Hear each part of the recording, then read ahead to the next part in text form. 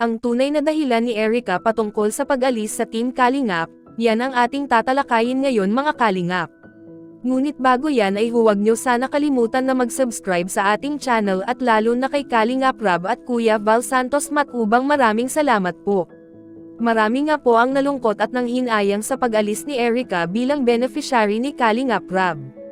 Sunod na sana ang project na pabahay kay Erica sapagkat natapos na ang bahay ni Diwata Joy, kaya naman marami ang nanghinayang sapagkat sobrang laki pa ng maitutulong ng Team Kalingap para guminhawa ang kanilang pamumuhay at magkaroon ng mas maayos na tirahan, subalit sa hindi inaasahan ay ipinahayag ni Kalingap Rab na nagdesisyon na si Erica at ang pamilya nito na itigil na ang pag-vlog kay Erica, dahil unahin at mag-focus daw muna ito sa pag-aaral.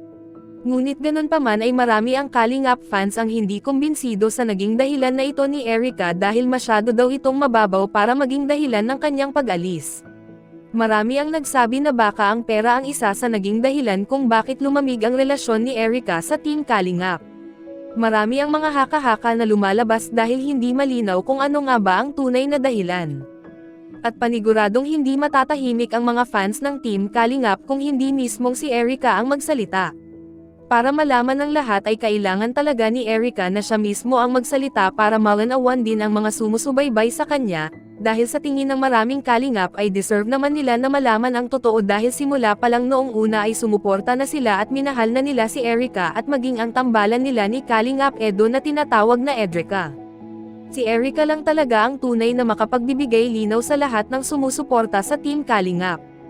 Kaya naman sana ay magsalita na si Erica patungkol sa bagay na ito, subalit ganun pa man mga Kalingap ay alam naman natin na ang lahat ay may dahilan kung bakit nangyayari ang isang bagay, ngunit lagi lang tayo pumili at mag-isip sa positibong bagay at iwasan na mahusgahan si Erica sa kanyang naging desisyon. So kayo mga Kalingap, ano sa tingin nyo ang pinakarason ni Erica kung bakit ayaw na niya magpa-vlog?